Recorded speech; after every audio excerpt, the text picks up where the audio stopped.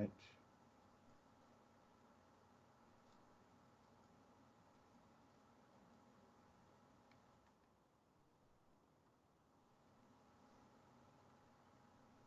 Good evening, ladies, gentlemen, and whoever else is out there. Welcome once again to Nerd Week Live here on YouTube, brought to you by us, the folks at Nerd Caliber.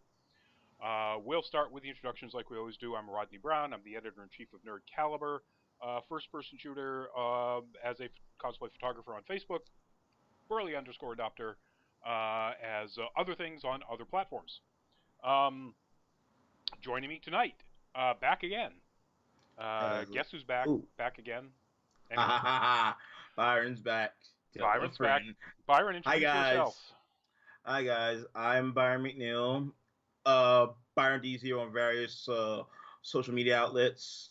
I also have a second Instagram for my art called The Artist, known as Byron D0, because I'm pretentious. And speaking of side projects, I have a couple of podcasts on the interwebs. One's called the Weeb Trash Can Podcast, where me and a bunch of my friends talk about anime and all things Japanese that we love. And I have a podcast about ADHD called Executive Dysfunction, which I only have one episode of, but I will be making more in the future. Yes. Let's Looking roll. forward to more. Welcome, fake memes. Welcome, Nevelobit.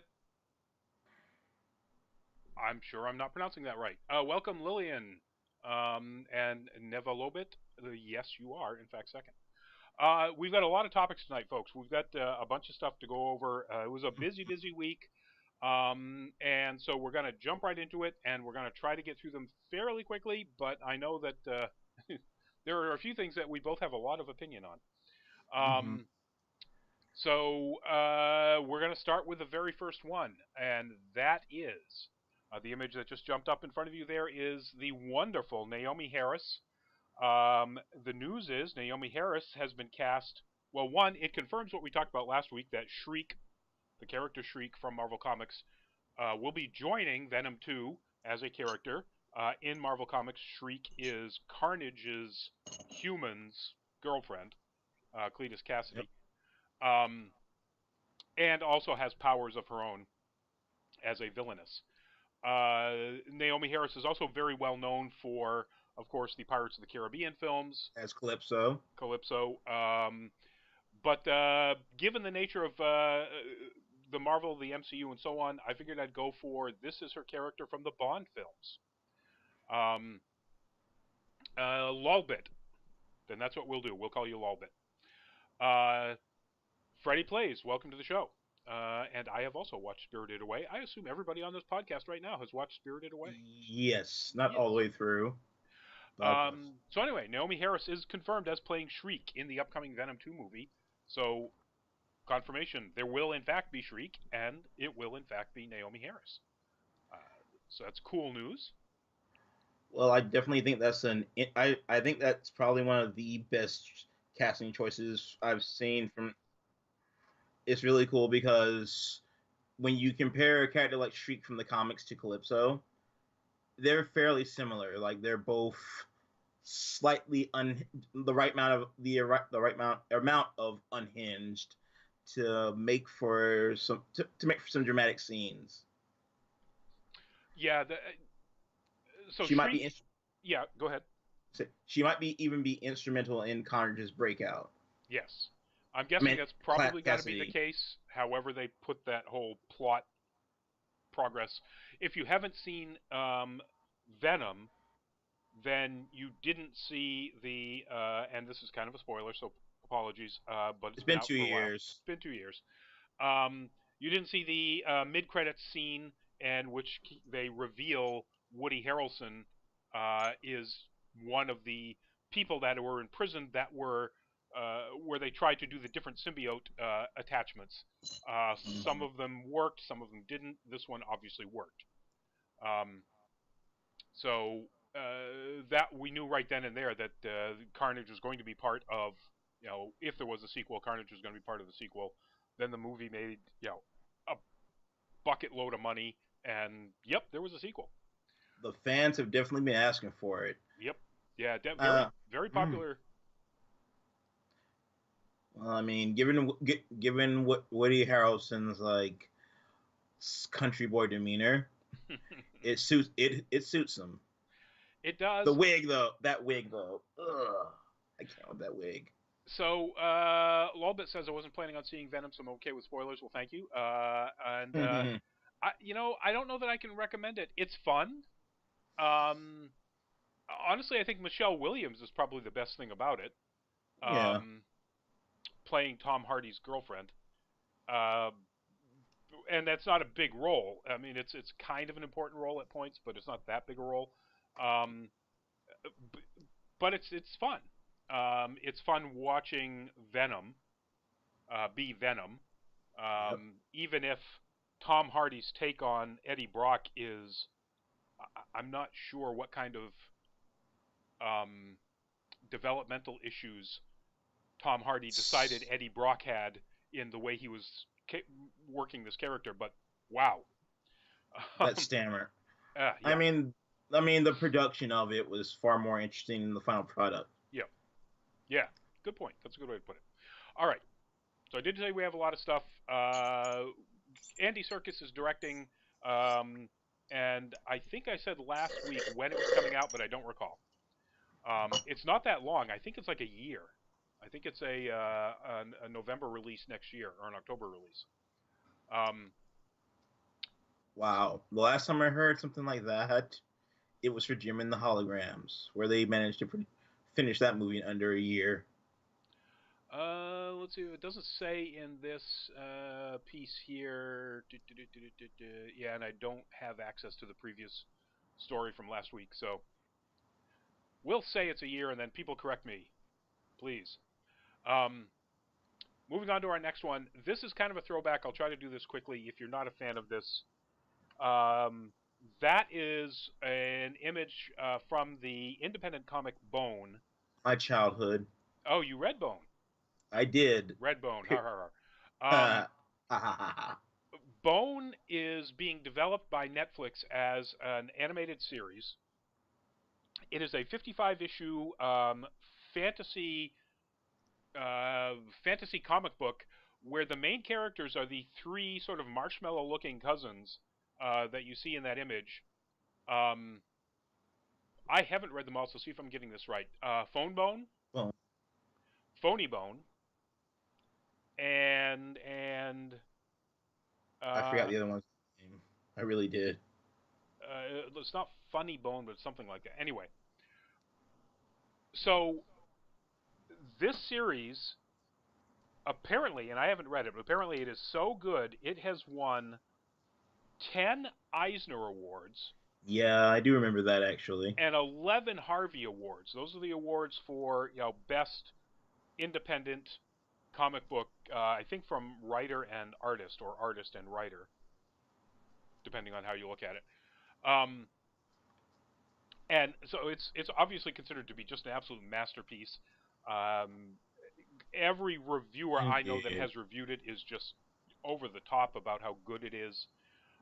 It is, for the most part, aside from some scary elements, family friendly. Mm-hmm. Um, Freddy plays. This is called Bone. Lolbit. There you go. Yes. It's also Byron's childhood. Yes. Good for both of you for having read this. I have to admit, I feel bad. I have not read it. It's it's definitely got some great character moments. It makes it like the original comics, mixed in humor and a good amount of drama. The Bone cousins definitely are instrumental in breaking the tension in those heavy moments. Freddy, yes, the book is called Bone. That is correct. I believe that's what we've been saying all along. If not, then I apologize. Or if my slight cold is making it sound like I'm saying something else, again, I apologize. All I know is 11-year-old me is is excited that they are finally making this into an animation. Yeah. Now, I'm not really sure who's going to be doing this. Apparently, this was in the hands of Warner Brothers for a while. And as recently as 2016, Mark Osborne, who did Kung Fu Panda and The Little Prince, was going to be doing it for Warner Brothers as a movie. Um, Too much content for a movie, I think. and that's what I hear. It's too much, 55 issues. Um, Too much content for a movie, and if it's going to Netflix, I'm assuming they've got other people working on it than the people who did Kung Fu Panda. Kung Fu Panda was funny. Kung Fu Panda did not have the additional epic, dramatic fantasy, high fantasy elements. It was just, an excuse for Jack Black to be Jack Black. Black. Jack Black to be black and white, actually. Lolbet, thank you. Lolbet says, I totally think you should read them. I should. I'll add them to my long list of things I need to get to. Ideally, I'll read it before it airs, which we don't know, because they just announced that they're working on it. Looking through this real quickly to see. No. Let's see. Apparently, Bone also won the French Alf Art Award. A total of 40 national and international comic publishing awards. So, yeah. Very cool. I guess I really should read it, huh? Yep. All right, moving on. We got a bunch of casting news. Freddie says one of his friends has the book Bone. At this point, I would probably pick it up digitally and read it on my tablet. Yeah.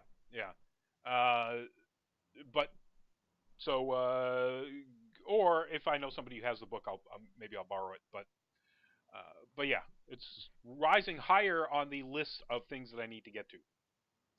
But speaking of things we need to get to, we need to get to the next story, and the next story is casting news, the first of many bits of casting news, and that is, it might be a dead giveaway because of the person in the middle, which obviously Jada Pinkett Smith, and particularly her character Niobe from the last two Matrix movies.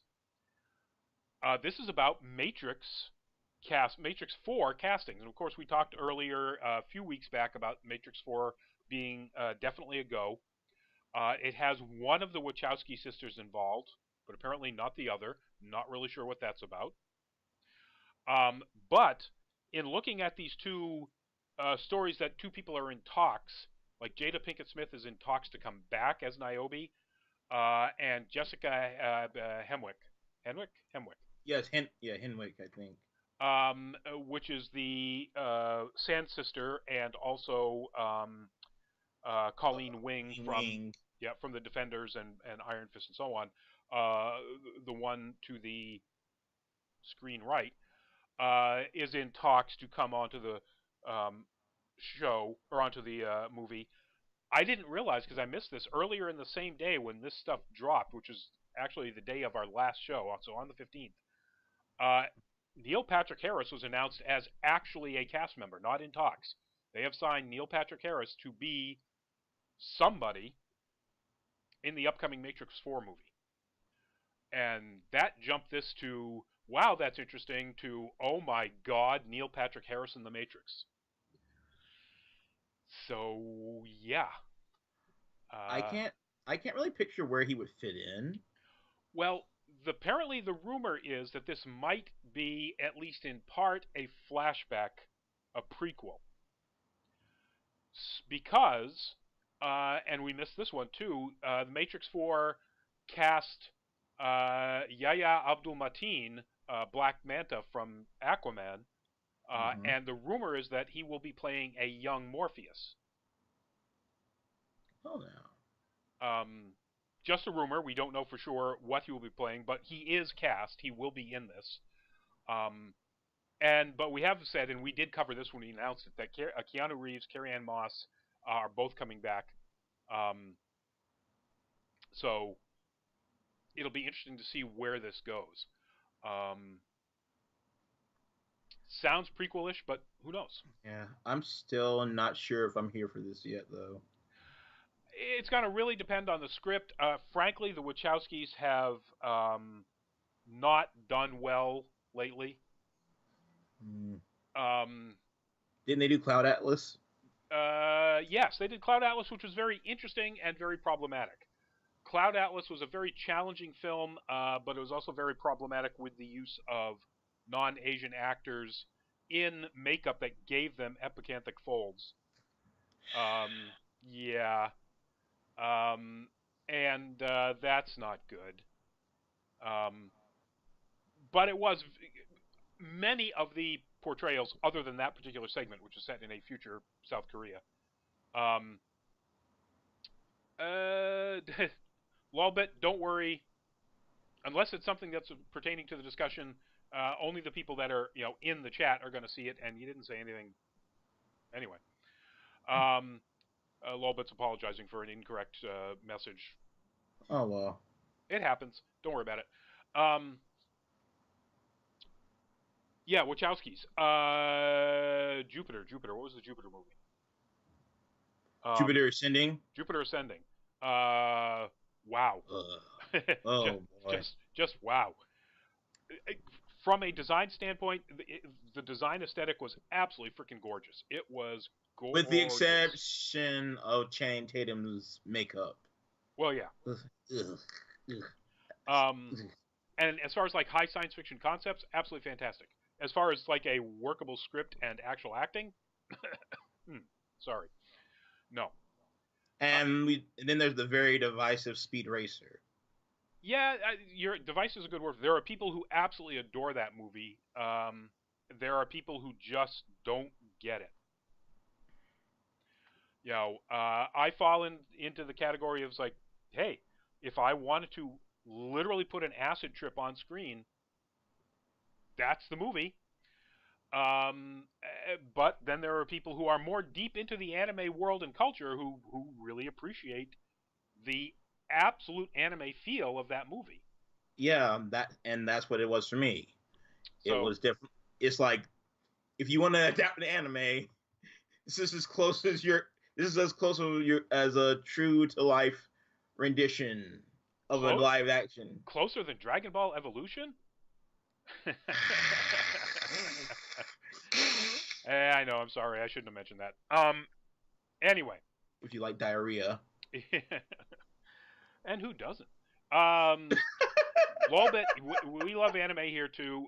We've talked a lot about anime. We don't have enough anime news on, mainly because we have some coming up, though, as indicated by the teaser image we used. But in a lot of cases, I don't think our audience necessarily will get a lot of the anime stuff unless it's really, really big, like Sailor Moon adaptations, things like that. Or the Funimation split from right. Last year. Back last year or the beginning of this year. Actually, it was announced late last year to happen at the beginning of this year. Yeah, but when the deal between Funimation and Crunchyroll fell apart or ended and they didn't renew it, that's big news. But yes, so we do love anime here. But this is not anime. This is more casting news about live-action films. That there is Paul Dano, the actor, the criminally undersung actor, who has been cast as the Riddler in the upcoming The Batman movie opposite Robert Pattinson.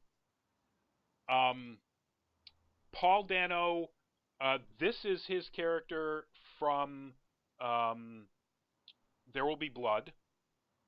All right, he wasn't that. Yep, he played the basically the preacher con man.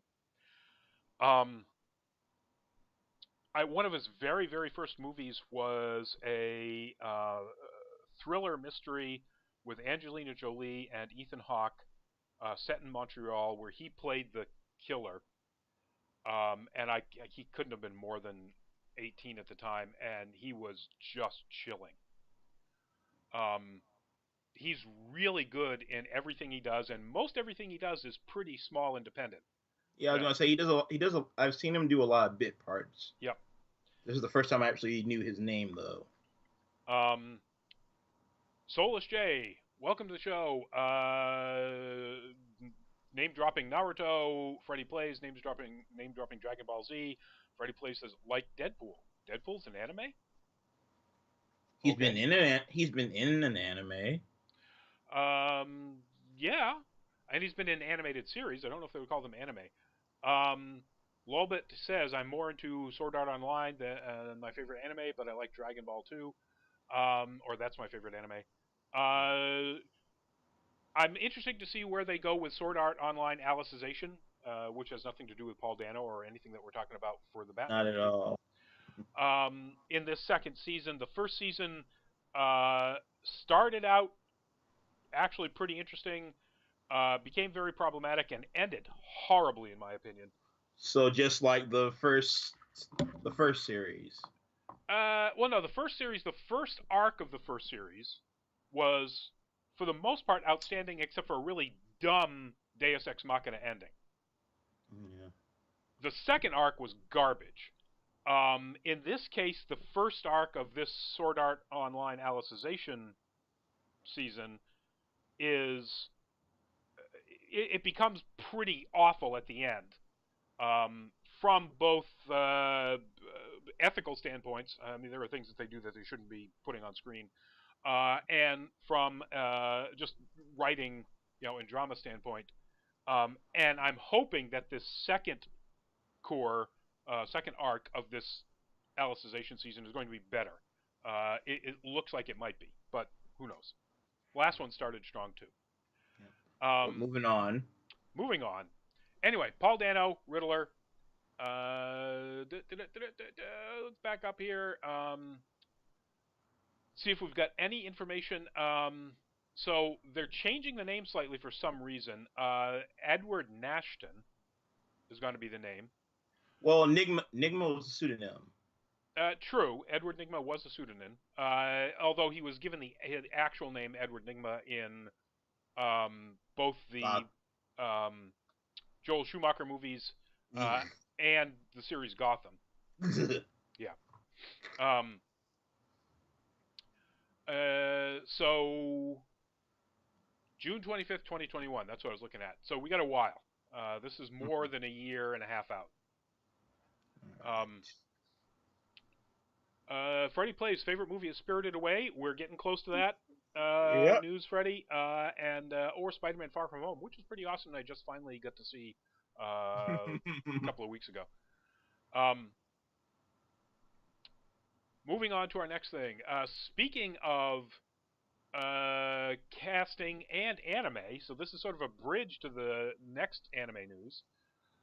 This is really bad news, folks. John Cho has been cast and started filming the live-action Cowboy Bebop. He is cast, of course, as Spike.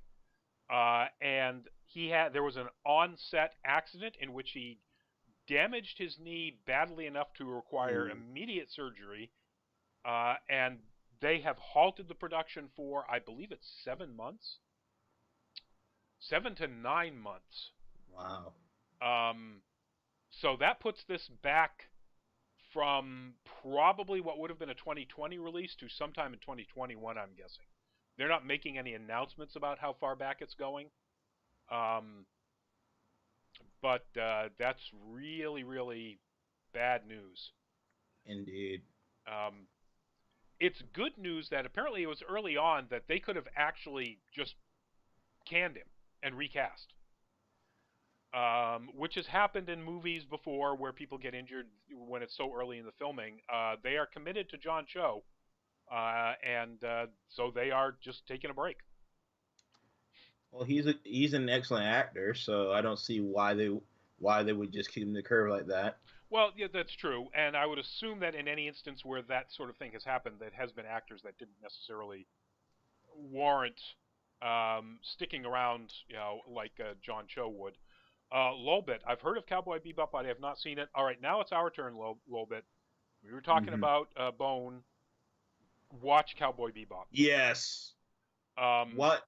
It's a short watch, 26 episodes. Yep. And a movie. Yeah, and you really should watch the movie too. But it is one of the best overall stories with a lot of really interesting one-off stories through it, animes that you'll find. It's science fiction, it's jazz, it's cooler than film noir. Cool. It's noir, but yeah, it's hip noir. It's an amazing series. It is one of the few dubs that I will watch. Um, Fair. I'm a subtitle guy, and because I think that almost in every instance, the Japanese actors capture emotion and sensibilities of what the characters are doing better than any English dub. This is not one of those cases. Um, the dub of Cowboy Bebop is worth not having to stare at the words. Um, A so masterpiece. yeah, it's outstanding. Uh, If I if you're any kind of a science fiction fan, watch this. if I can add something more to that, the soundtrack alone is worth it because Yoko Kanno, if you're familiar with that name, is one of the most prolific musicians or composers in the anime industry. She's done a number of shows with this team of Shigeru Watanabe, and they make magic together. And when they don't, you can tell. Like when they split when they split the team for Samurai Champloo and Wolf's Rain. Samurai Champloo was magic. Yes, it was Um, because Nujabe is also special. yeah. God rest his soul. But yeah, I concur 100%. The music. I'm a huge jazz fan, and the jazz music Same. in this is absolutely fantastic. It's not hard to get into jazz. It's real cinematic, like 1960s, lots of horns, lots of action kind of jazz for the most part. Um, Lobet says, especially I like dubs because it's hard to read the words. In this case, I can recommend this. I usually don't. I can recommend this dub. Um, anyway, I'm looking forward to the live action. It's really a bummer about John Cho, Yeah. but you know, let's hope he heals fast. You know, I'm sure he's got all of his Star Trek money to dump into all the best Yeah. healthcare. So, um, anyway, moving on to that. Now we get into going from casting to and anime to straight up anime. Um, that is, of course, a sort of a composite of all kinds of Studio Ghibli creations and peoples. The news is that Studio Ghibli, all of its animated films, will be able to be seen with an HBO Max subscription. Um, that I was gonna say that that's an amazing exclusive, except it's like completely exclusive because they have never ever been on a streaming service. Oh, they If have it. Yeah, if you didn't either buy a DVD, get lucky when it was on, one of them might happen to have been on cable or something, or found it on, you know, one of those websites, um, you're out of luck. There's just no chance that you were going to actually um, be able to see any of the movies. Now you can see all of them. You can at any time you want, if you want to pay for an HBO Max subscription. Um, then you can just binge for like an entire weekend. Oh, just Ghibli stuff. Yes. I'm just wondering what happened with the relationship they had with Disney. That's a good question. It doesn't get into this at all, um, other than the fact that Warner Media and the distribution company, it does mention this, the distribution company that Ghibli partnered with in 2017, um, uh, they sort of put this deal together with Warner Media, which is the parent company that is behind the HBO Max streaming service. But yeah, it's been 20 years that for 20 years prior to that, Disney has been releasing their films, which is why you've been able to see it occasionally on like HBO or somewhere like that. Is that when Disney released it in the theater, um, after a while, it would go to a cable subscription service like HBO or so on, and or whoever paid them enough money, and that was the only way you could see it again, other than nefarious means. Mr. Krakowian, welcome to the show. Hello. So there's yet another reason why you're probably going to want that HBO Max subscription. Aside from the fact that it's ultimately going to be where all your DC content, if you're a DC fan, is going to land eventually. Even if they do keep DCU for a while, there's no way they're going to have two streaming services like that. Just doesn't make any sense. Certainly, all of the more sort of family-oriented DC stuff will wind up on HBO Max. And DCU may wind up being just the home for the more adult-oriented stuff, where the Teen Titans get to swear and say F Batman.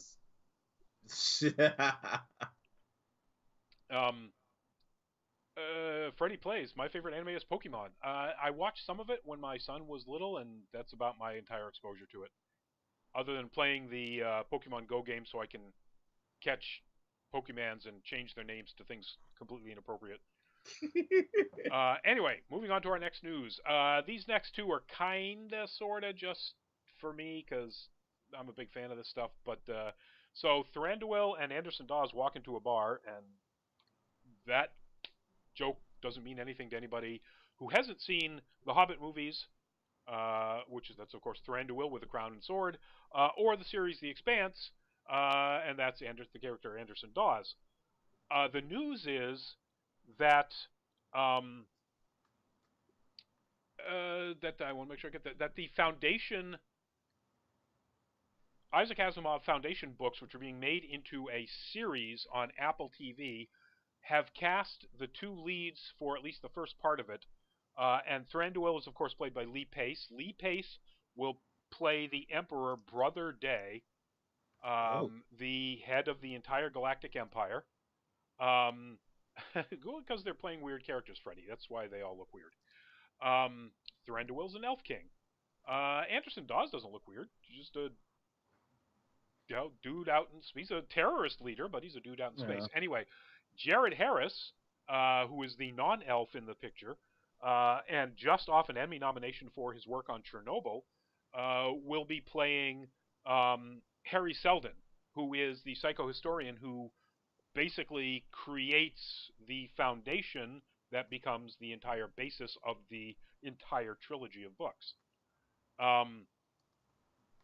So, huge news for nerds who like the Foundation, who like Lee Pace, also Ronan the Accuser in the MCU. I guess someone likes him. I like Lee Pace as an actor. Yeah. And I really like Jared Harris as an actor. Going all the way back to, God, I think the first thing I saw him was the second Resident Evil movie. He played the dad of the young girl that Alice and the group have to rescue. Whose character her name I can't remember.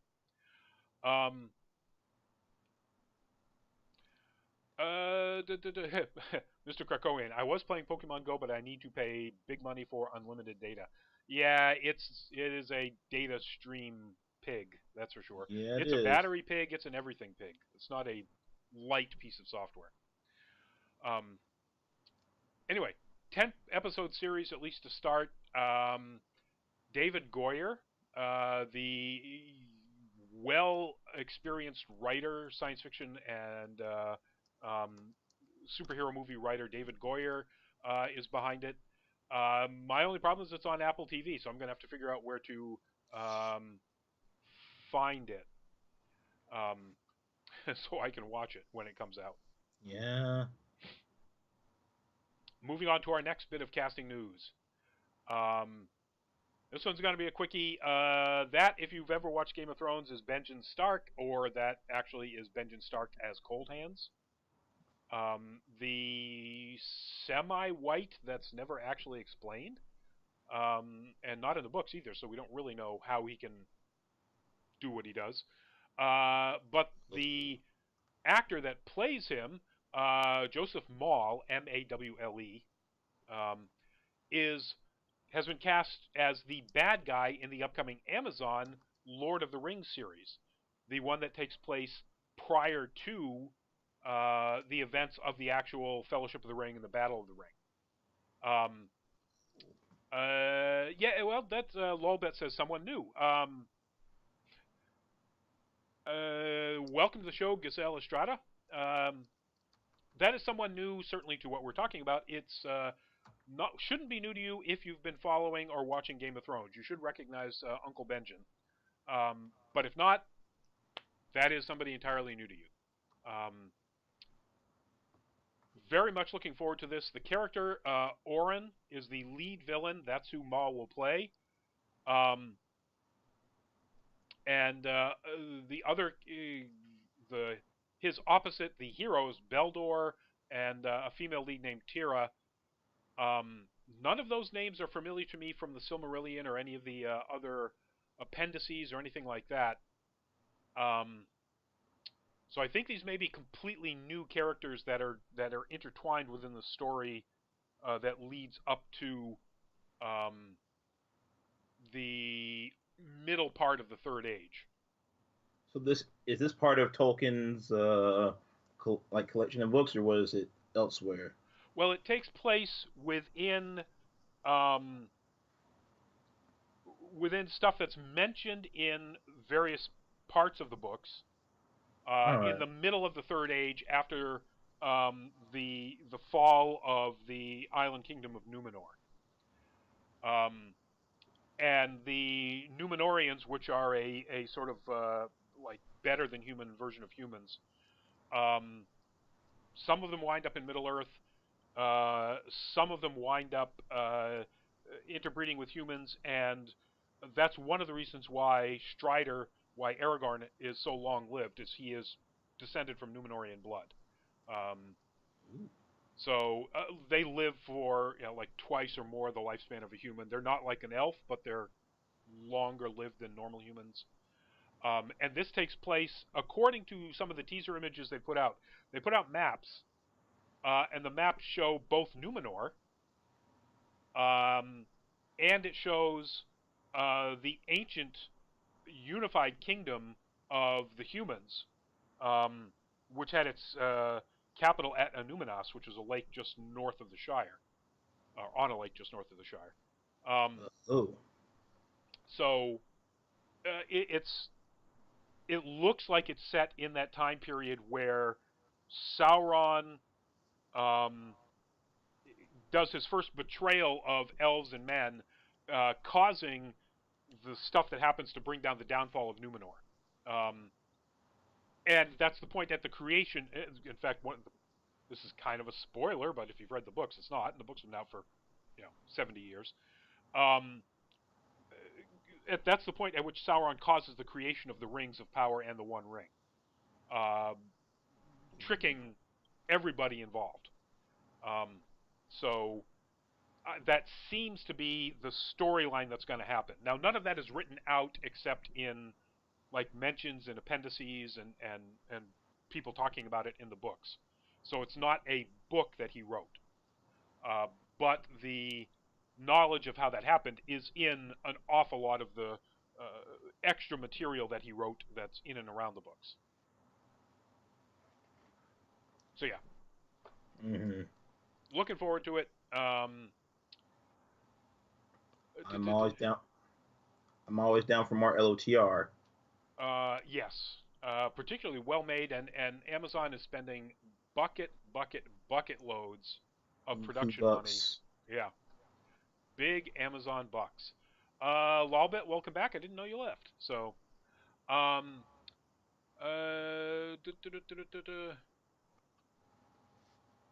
Mr. Krakowian is playing Spider-Man on the PS4. It's a really good game.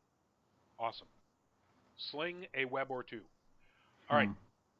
Moving on to our penultimate bit of news. So this just dropped today, or yesterday. That is an image of Vin Diesel as the lead character in the movie adaptation of the comic book Bloodshot. Since nobody could see what you just did there, Byron just yawned. Um, so the trailer just dropped. It's moderately exciting. Um, it looks like it actually doesn't set up an awful lot of the story. It may just be showing like the beginning. Because Vin Diesel is playing the lead character who becomes Bloodshot.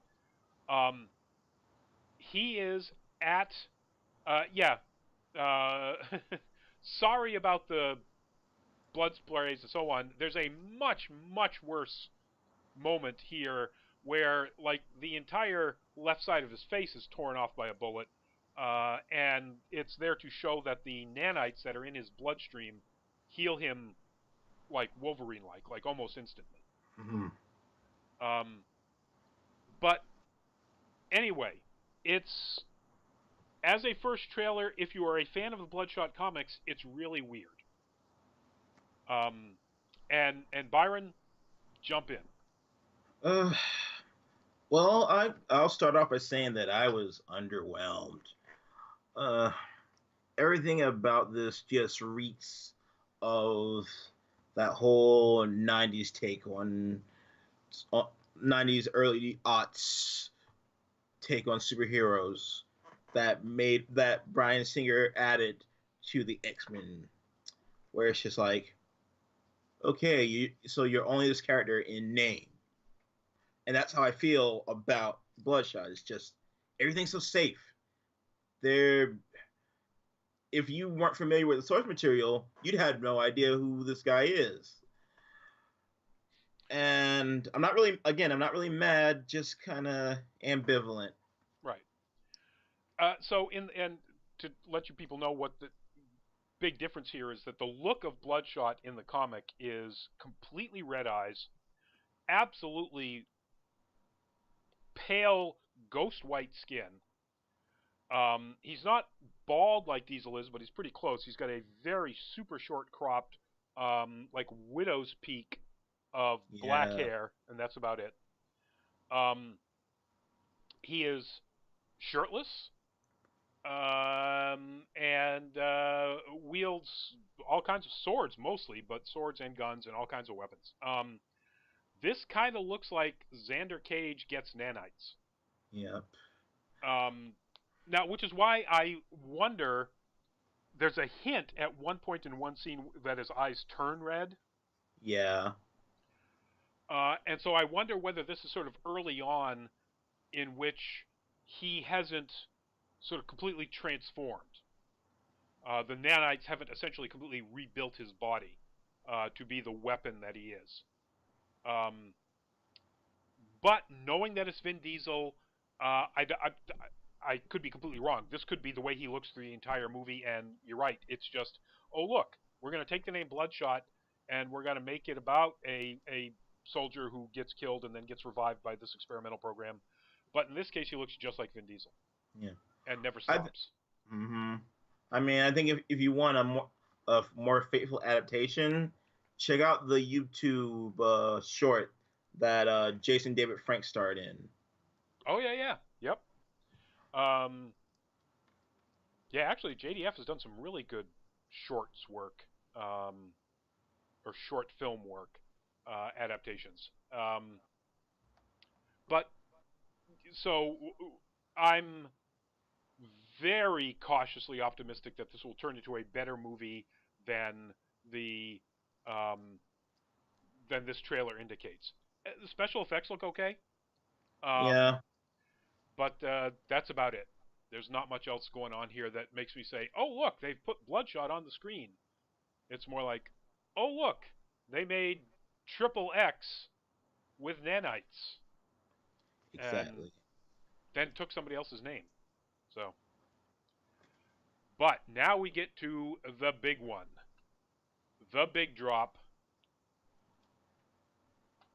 Star Wars: The Rise of Skywalker. Da, da, da, da, da, da. If for no other reason, if you're a fan of Star Wars, watch the trailer for the music. Damn, Yes, that's absolutely. epic. Well, this is the end. This is the very end of this trilogy. This is This is the and end of 3 trilogies. oh right, they're saying because J.J. Abrams said that this is going to wrap up everything in a nice, neat package. Yep, this is the end of the Skywalker saga. According to everybody involved at Lucasfilm, Abrams, the director, everybody says this is it.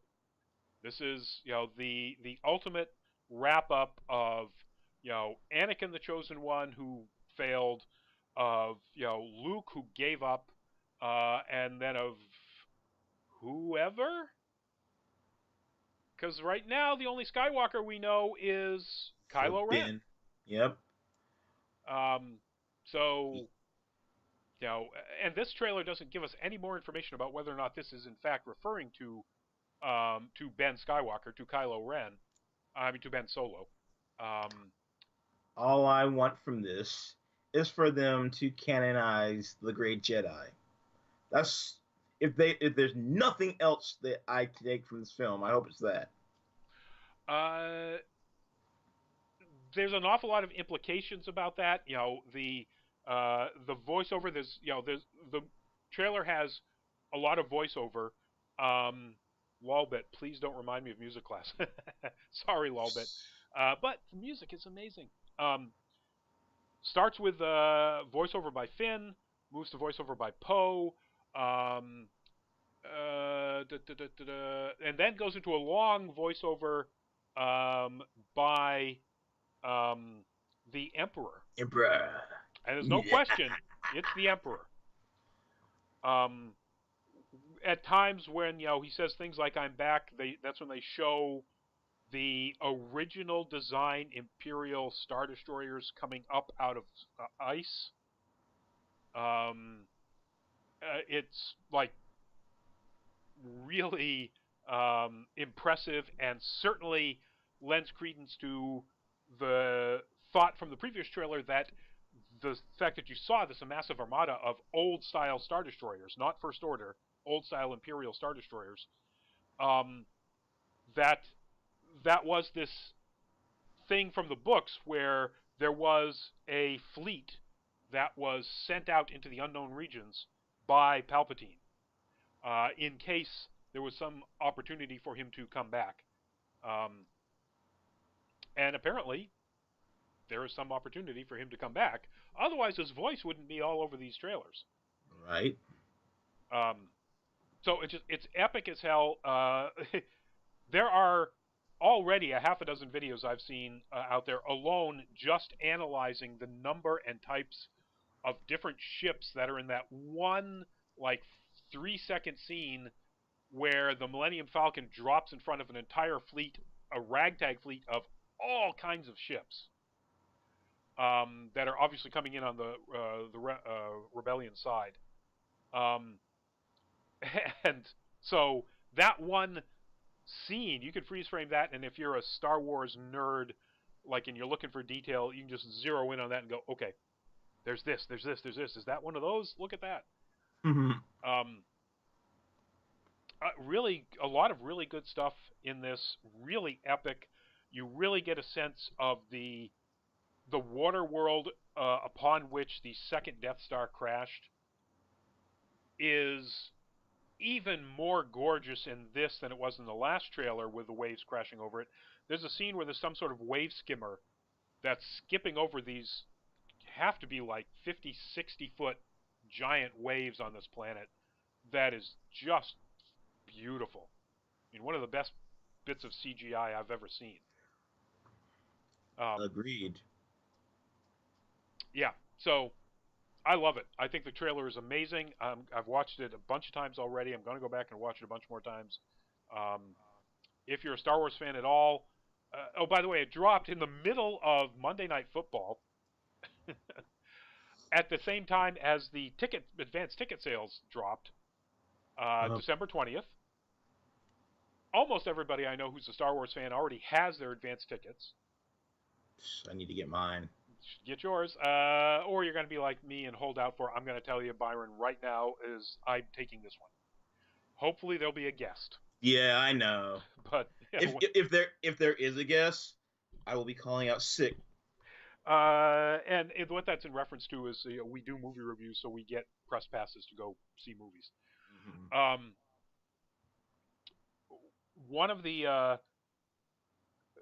bits of information that's already come out on Twitter is that one of the advanced ticket sale entities, and it's not Fandango, I think it's a Canadian one, it's called Atom, ATOM. Oh, I use that one. Oh, Adam. okay. All right, so I guess it's international. Um, uh, in its first hour of sales last night, it beat advanced ticket sales of Endgame. Yeah, that's a big deal.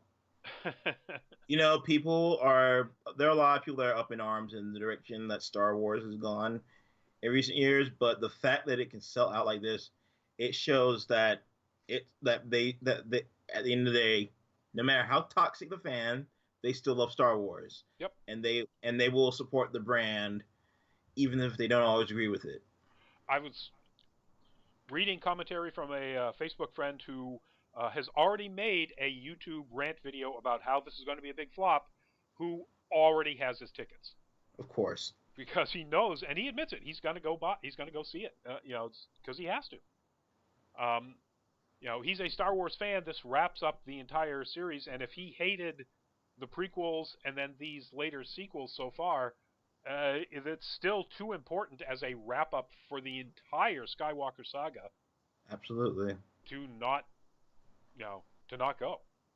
Um, so anyway, December 20th, folks, get your tickets in advance if you want to do that. Uh, wait for the GoFobo screenings if you're one of those kind of people, or like us, wait for the press pass to drop. But either way, you're gonna go see it, and it looks Mm-hmm. amazing. Um, it doesn't answer any questions. It looks to me like they put it out because there were so many theories about Rey going to the dark side, Mm-hmm. that they had to go, oh no, we can't let you think that, even if it's true.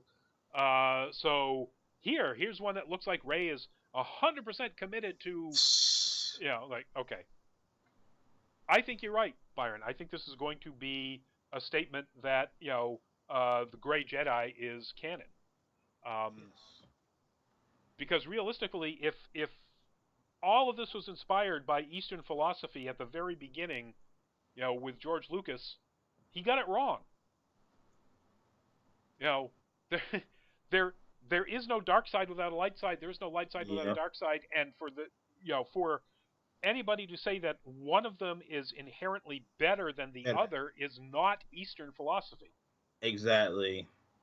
But yeah, that's been the problem with it all along. Like a good example of that, I was watching this interview with Freddie Prinze Jr., who did the voice of Kenny and Jars. If you haven't seen Rebels, Oh, and by the way, there might be a rebel ship right there, right behind the Falcon in that shot. oh, So check don't, that out. oh yes. But he was talking about he was talking about everything that he learned while being on the set from like one of the people that worked directly under George Lucas in the beginning. But but one thing that he said that slightly ticked me off, he said that there is no gray. It's light and dark. There is no gray.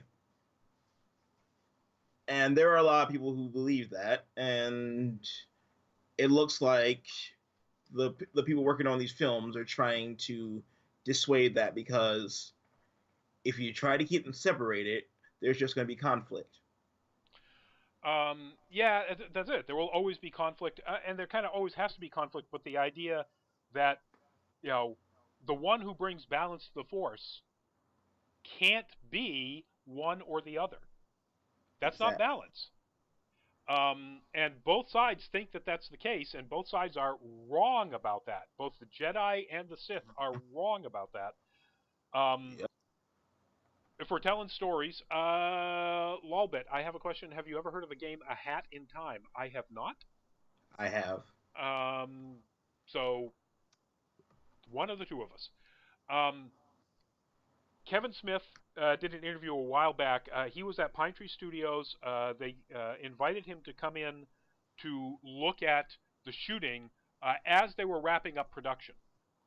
Um, And somebody said, okay, we're going to go over into the big, the giant studio, so you can take a look Oh. at the set there, because you got to see this. It's really absolutely amazing.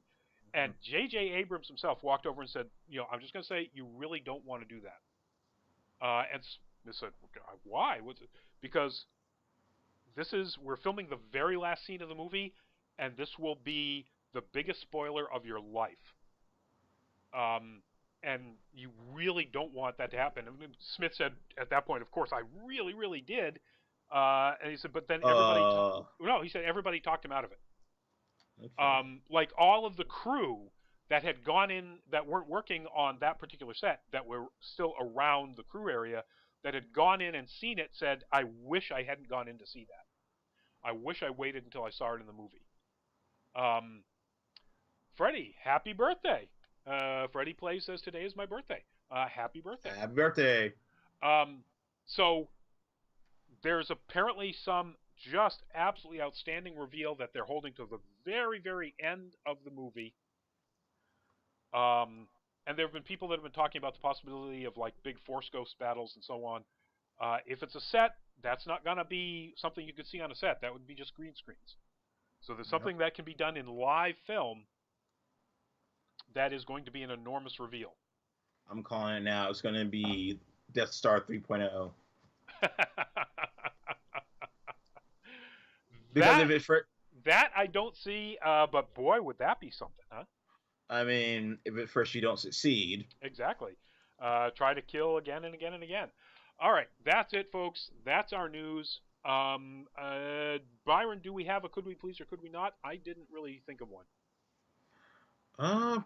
Could we please just stop being dinks to each other and just be cool? That's really it.